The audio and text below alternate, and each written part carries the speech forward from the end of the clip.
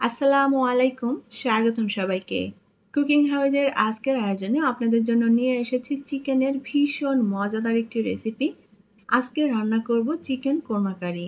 অসম্ভব টেস্টি এবং মজাদার হয় এই চিকেন কোরমা কারিটা। ঘরে থাকা মশলা দিয়েই কিন্তু এই চিকেন কোরমা কারিটা রান্না করে নেওয়া যায়। আর এই চিকেন কোরমা কারিটা প্লেন পোলাওয়ের সাথে খেতে ভীষণই ভালো লাগে। আমি খুবই সিম্পলভাবে আজকের এই চিকেন কোরমা কারি আপনাদের সাথে শেয়ার করেছি। আশা করছি আপনাদের ভালো লাগবে। তাহলে চলুন আজকের চিকেন কোরমা কারি কিভাবে রান্না করি সেটা দেখে নেই। চিকেন কোরমা কারি রান্না করার জন্য আমি এখানে একটা পিওর দেশি মুরগি নিয়েছি। আর এই মুরগিটার ওজন 850 গ্রামের মতো হয়েছে। আমি মুরগিটা 4 টুকরো করে কেটে নিয়েছি। খুব ভালোভাবে ধুয়ে পরিষ্কার করে নিয়েছি মাংস। চাইলে এর থেকে একটু ছোট পিস করে কেটে নেওয়া যাবে, এটা যার যার পছন্দ মতো। এখানে দেশি মুরগির পরিবর্তে সোনালী অথবা ব্রয়লার মুরগি দিয়েও কিন্তু রান্না করে নেওয়া যায়। এখন এই মাংসে আমি কিছুটা লবণ মেখে নেব। লবণটা পরিমাণ মতো করে দিয়ে দিলাম। সুন্দর করে মাংসের গায়ে লবণটা মেখে নিতে হবে। মাংসটা আমি প্রথমে একটু ভেজে নেব, যার কারণে লবণটা মেখে নিলাম। আর এখানে আমি কোনো হলুদ দিচ্ছি না, হলুদ ছাড়াই রান্না করব। মাংসে লবণ মেখে নিয়েছি, 10 মিনিট রেস্টে রেখে দেব।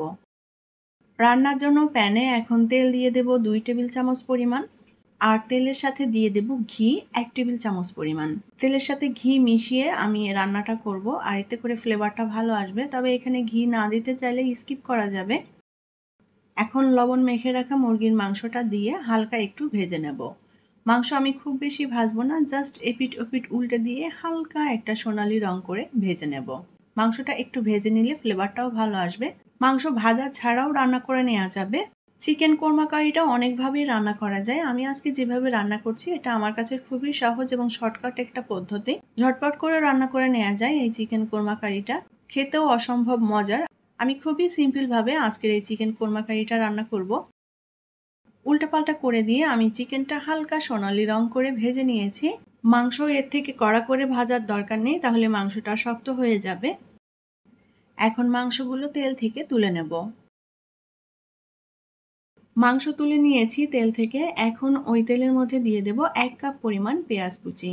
এখন এই পেঁয়াজটা আমি লাল করে ভেজে নেব।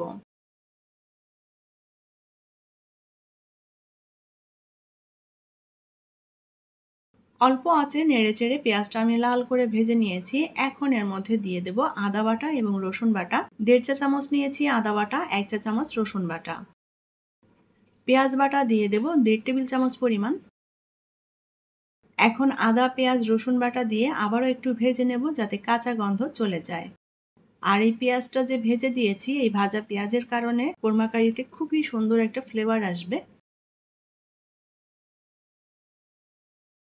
মশলাটা ভেজে নিয়েছি। এখন এর মধ্যে গুঁড়া মশলা দিয়ে দেব। আমি এখানে শুকনো মরিচের গুঁড়া, ধনিয়ার গুঁড়ো নিয়েছি 1/2 চা চামচ করে, জিরার গুঁড়ো নিয়েছি 1 চা চামচ, লবণ নিয়েছি স্বাদ মতো, আর নিয়েছি গরম মশলার গুঁড়ো 1/2 চা চামচের মতোই।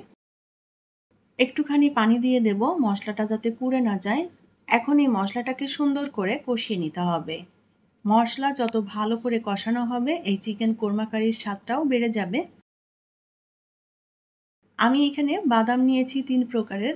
এখানে কাজু বাদাম নিয়েছি, আর নিয়েছি কাঠবাদাম, সাথে কয়েকটা চীনা বাদাম। আমি এখানে যে বাদামটা নিয়েছি এটা বাটার পরে 1 টেবিল চামচের মতো হবে। এখন এই বাদামগুলো আমি শিলপাটায় মিহি করে বেটে নেব। বাদামটা আমি মিহি করে বেটে নিয়েছি। এখন বাদাম বাটা দিয়ে দেব। আর এই বাদামটা কিন্তু আমাদের প্রত্যেকের ঘরেই এখন কম বেশি থাকে, তো এখানে যে কোনো এক ধরনের বাদামও ব্যবহার করা যাবে। বাদাম দিয়ে খুব সুন্দর করে নেড়েচেড়ে মশলার সাথে মিলিয়ে নেব। আর এই রান্নাতে একটু বাদাম বাটা দিলে খেতে খুবই ভালো লাগবে। চুলার আঁচ অল্প রেখে বারে বারে নেড়েচেড়ে মশলাটাকে কষিয়ে নিতে হবে। সুন্দর করে নেড়েচেড়ে আমি মশলাটা কষিয়ে নিয়েছি। এখন এর মধ্যে আমি দিয়ে দেব নারিকেলের দুধ। আমি এখানে 2 কাপ পরিমাণ নারিকেলের দুধ নিয়েছি। দুধটা দিয়ে খুব সুন্দর করে নেড়েচেড়ে মিলিয়ে নেব। নারিকেলের দুধের পরিবর্তে এখানে গরুর দুধও ব্যবহার করা যাবে, অথবা গুঁড়া দুধ দিয়েও এই চিকেন কোরমা কারিটা রান্না করে নেওয়া যাবে। ঝোলটা ভালো মতো ফুটে উঠেছে। এখন আমি এর মধ্যে মুরগির মাংস দিয়ে দেব। যে যতটা ঝোল রাখতে পছন্দ করেন সেই অনুযায়ী এখানে দুধটা ব্যবহার করতে হবে। আজকের এই রান্নাতে কিন্তু আমি কোনো হলুদ ব্যবহার করিনি, হলুদ ছাড়াই রান্না করেছি। এখন মিডিয়াম আঁচে আমি মাংসটা রান্না করে নেব। ঢেকে দিয়ে রান্না করব যাতে করে মাংসটা সুন্দর মতো সেদ্ধ হয়ে যায়। 7-8 মিনিট ঢেকে দিয়ে রান্না করে নিয়েছি।